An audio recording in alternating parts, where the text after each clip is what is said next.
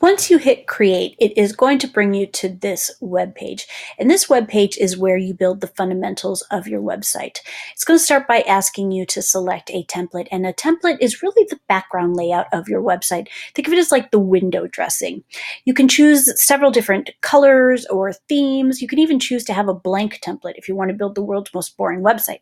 Most of us, though, are interested in at least some color, if not a theme. And you'll notice there's a very, very obvious one for our purpose, a classroom site. But let's say you want something different or more creative. You can choose to browse the gallery for more options. You'll see here they give you plenty. You can even organize them based on category or purpose. There's even a schools and education section where there are templates that are used in educational websites. Now, I'm a simple kind of girl, so I'm going to go with the classroom site, at least for this particular website. I'm going to show you also another website that I created for a class that I taught a couple of years ago. It's no longer active, but it does give you an idea of what it looks like when you don't use these sort of cookie cutter type templates. Now, once I select my template, I'm going to have to give it a name. And I want the name to reflect who I am and the purpose of this site. So I'm going to start by typing out my name.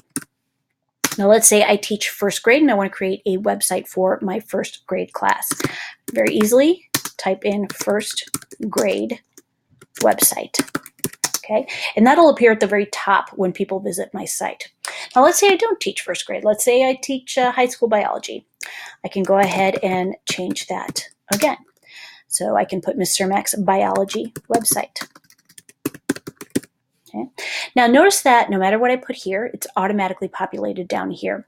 And the reason for that is because this is your URL. It is the web address. It's what people are going to type into their browsers whenever they want to visit your site.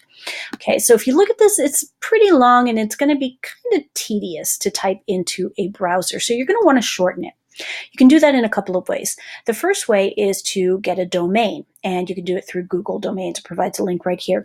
What that essentially does is it eliminates this. Okay, so it would make it mrmaxbiologywebsite.com or whatever it is that you titled your site.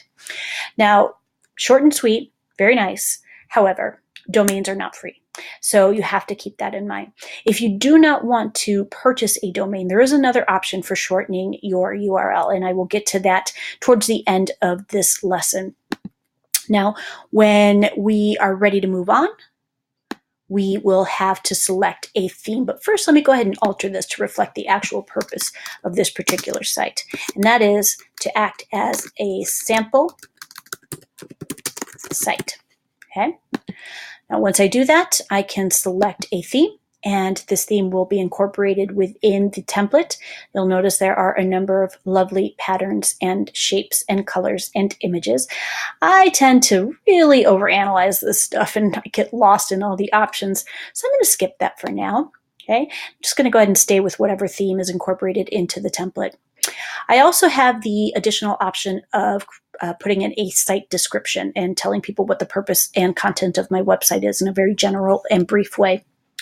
I'm assuming that because we are creating a class website, this particular statement does not apply to us. We are probably not going to include mature content only suitable for adults on our site. But I imagine that if we did click this, it would actually just restrict us in terms of search results.